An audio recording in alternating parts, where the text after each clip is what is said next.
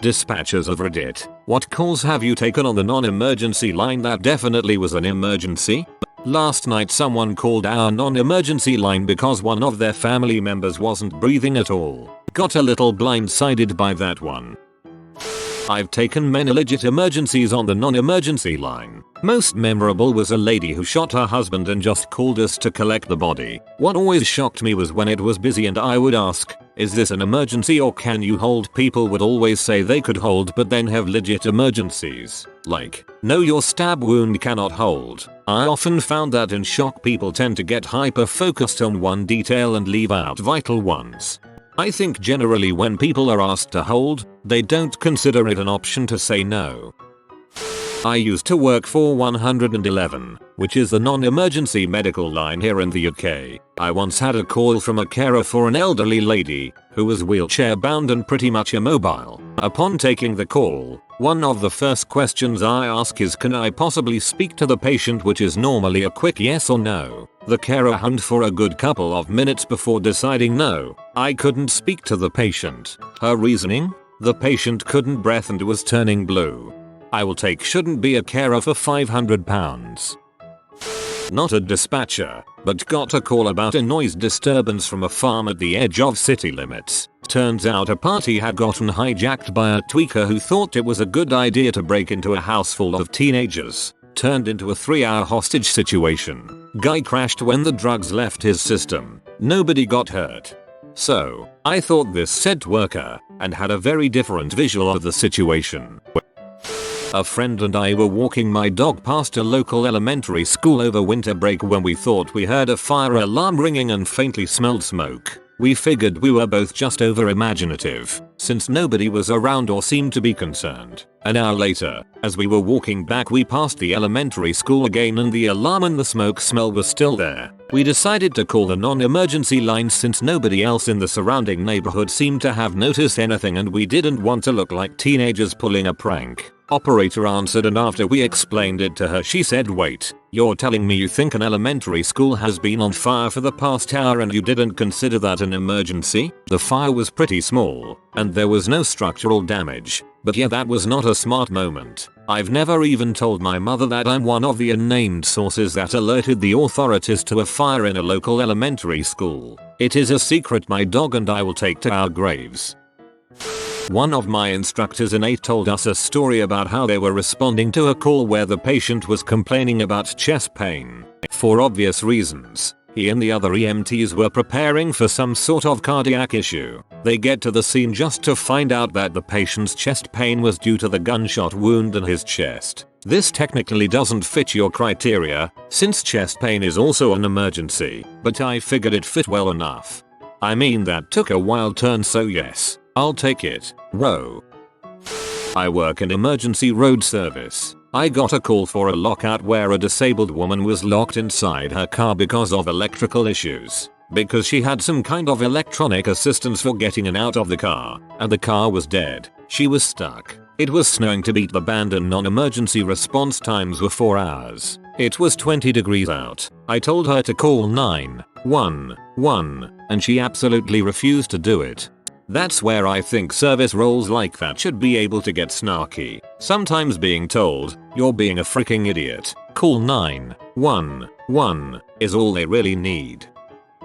It's usually old people. It's not an emergency, but I fell 10 hours ago and have just now been able to crawl to the phone. Just need some help getting up. On, and please don't have them using all their lights and sirens. I don't want to wake the neighbors, or oh, I'm just having chest pain and can't really breathe right. Just want someone to come check me out, or my husband hasn't been able to have a bowel movement in a while and now he's having really bad stomach pains. They usually downplay things that can go really bad for them really fast. I think they feel embarrassed or like they don't want to be a nuisance. Almost 10 years in 911 here. I think it's about a 50/50 split for emergencies take on 911 lines versus non-emergency admin lines. Shock does really weird things to people, and some people panic and call in emergencies that aren't emergencies to any rational person. But the caller isn't thinking rationally. I've taken calls for suicide by firearm, rollover accidents, and house fires on non-emergent lines only to turn around and answer a 911 One line for something like my neighbor's dogs are barking and won't shut up. Not a dispatcher, but I called about a lost dog near the beach one summer. The dispatcher asked if it had a collar, what breed it was, etc. And we eventually realized it was a coyote. 4 bonus points. When animal control and the cops showed up, they told me it had rabies. Thankfully it was early enough, nobody was at the beach yet. If a seemingly healthy wild animal like a coyote is close to trying to be friendly with humans, it most likely has rabies. Rabies can make animals go through a state of being unafraid of humans, so always stay far away from anything that wants to make friends. Not a dispatcher but a paramedic. We got a call for a fall and the patient only needed help up. Per dispatch notes, reporting party said patient was breathing, conscious, and was at her normal mental status. We didn't run lights and sirens due to no apparent life threats and the relatively short distance, under 2 miles with light traffic. Get inside. Patient is having a full-blown stroke. She is unresponsive and was struggling to breathe. The wall right next to her head had a hole that busted through the drywall. Patient ended up having a hemorrhagic stroke and it was believed to have happened when she hit the wall. We took her home on hospice a few days later. Still annoys me to this day about the whole situation, but you live and you learn. However, there is not much we or the hospital could have done. Family honored her wishes and asked for comfort measures. A family called in because the elderly grandmother had injured her leg. They couldn't quite describe how it happened, but somehow, this poor lady's femur was broken and sticking out of the skin. Evidently this led to charges for elder abuse neglect, and I can only guess they called the non-emergency line to downplay the severity. I don't want to be a bother, but I've been on the floor for 4 days and I haven't had anything to eat or drink and nobody has a key but me. I just need a bit of help off the floor. He'd managed to crawl to the phone and kick the table till it fell on the floor. He was so dehydrated he spent a week in intensive care. I work for the fire service, so we get a lot of not in emergencies. I had an old lady call once and very calmly said, I have a small fire in my kitchen. We sent a couple of fire engines and building fully involved in fire. In the time between taking the call and arriving, the fire shouldn't have taken the whole building. They reckon from CCTV that her call was made when the whole house was already alight. She was just super chill about the whole thing. Also had a very calm caller to a fire outside near a village, and when we got there it was a fully involved recycling center on fire. Building was massive and full of the sort of thing you don't want to be on fire. It happens surprisingly often, especially from other emergency services. Police will pass a minor RTC and we will turn up and it's 3 lorries, 2 cars, a fatality, air ambulance required, the works. Honestly, it never ceases to amaze me. Granny pulled similar stunt. Perforated stomach ulcer. She left a blood trail to the front door that would have been worthy of a horror movie, and then didn't want to disturb anyone that late at night and waited until it was a decent hour for phone calls again. By the time the EMTs got to her, she was having a heart attack too. Actually a dispatcher. Entire company was BLS, so generally only non-emergencies. Caller called to say that a man was attacking a woman outside. What she meant to say was that the man had attached screwdrivers to a glove Wolverine style and was punching this woman in the face, leaving perfect circle holes all over her face. All for her purse at 5 in the morning. She survived. This is horrifying. There are plenty of times that people call in underestimating the severity of the patient's symptoms, but what's more frustrating is when people call the non-emergency line and immediately demand an ambulance. It's like, you know what the emergency number is. If you think it's an emergency, call them, you dimwit. All the time. Patient calls non-emergent for what is clearly a stroke. Meanwhile, I've got a regular on 911 calling about toe pain.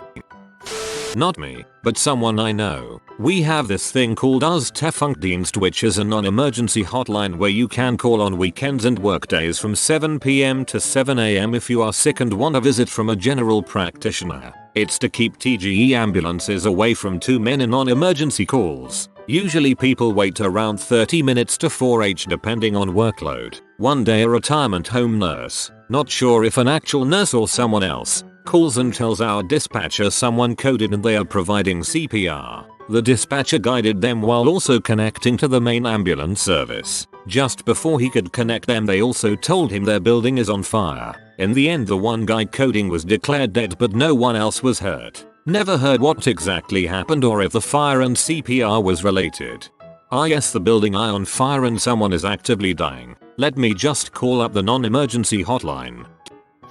Not a dispatcher but I was the caller. I was sitting at a stop sign in my small town waiting for a semi-truck to finish going through the intersection. The trailer caught a power line bringing it down onto my vehicle in a way that prevented me from just driving away and letting it slide off. I called the non-emergency line where I was told to hang up, call 911, and not touch anything in the vehicle that I could avoid touching, obviously. Fire truck showed up and used some type of insulated pole with a ground attached as a secondary measure to pull the line off of my vehicle. I drove a short distance to a safe area and gave a statement to police with the truck's dot and trailer plate number while EMC shut off the line.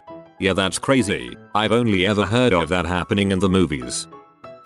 Got a non-emergency call from a mother telling me her daughter, who was home alone, called her mom and said that someone just kicked in her front door and she was hiding under her bed with the person roaming through the house. So I dispatch all my units in which they get there in about 2 minutes and just turned out that it was the landlord that gave 24 hours notice to come fix a light. Definitely an emergency that turned out to be nothing. Mom should have called 911 in that situation.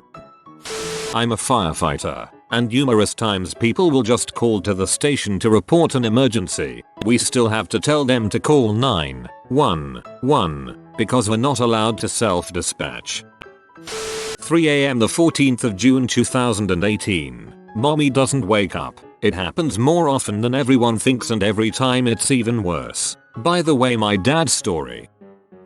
Once a man tried to climb in my bedroom window. At the time I had a really old crappy bed that was always coming apart, so I pulled the leg off and scared him away with it. Then I called the non-emergency number because he was already gone. There was a helicopter overhead and the cop cars at my door in less than a minute and the dispatcher was like, next time you can just call 911.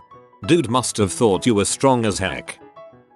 I'm an ambulance dispatcher, so most of my calls are through the emergency line, but I also take overflow from our non-emergency line. Got a lot of stories of emergency non-emergencies, but you'd be surprised by the amount of elderly people that call through on that line where they can sit on hold for a bit if we are busy and have chest pain with dib but don't want to be a bother.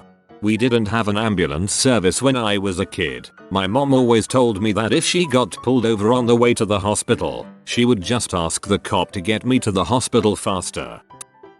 Not exactly a dispatcher, but definitely a non-emergency line operator. I was working at the cable phone company in sales and received a call from an elderly gentleman. He started talking about how his wife had fallen and he's pretty sure hit her head. He got her in a chair, but she wouldn't stand and seemed confused. He wasn't sure what to do next. I was just so caught off guard and confused as to how this man reached me and what was happening. I soon realized he had dialed 611 rather than 911, which, in America, routes you to your phone provider. I didn't have the ability to dial 911 for him due to our phone systems, but advised him as to what to do. I just can't believe he got through all the menu prompts, etc. to get to me to still think it was an emergency line.